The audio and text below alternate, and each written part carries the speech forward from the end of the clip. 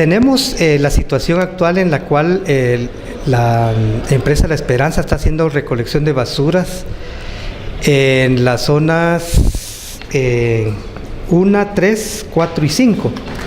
Nominalmente esto de La Esperanza tenía asignadas las zonas 4 y 5, pero por unos problemas que se dieron en fechas anteriores, las zonas 1 y 3 fueron también asignadas a esta empresa La Esperanza.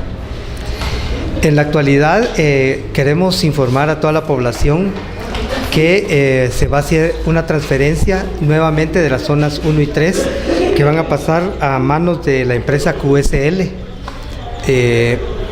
Y esta transferencia esperamos que se esté dando durante el mes de marzo, de tal manera que a finales de marzo esperamos ya tener toda la transferencia hecha. La empresa QSL le correspondería nuevamente las zonas 1 y 3. La Esperanza estaría en las zonas 4 y 5 y la empresa del Valle estaría recogiendo basura en las 2 y 6, zonas 2 y 6.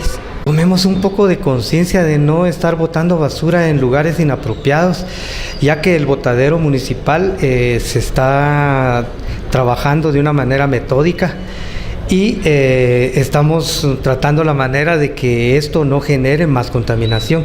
Pero si tenemos varios focos va a ser un poquito más difícil controlar el proceso de regeneración de la basura. Es una preocupación realmente de la comuna de Santa Cruz de Quiché.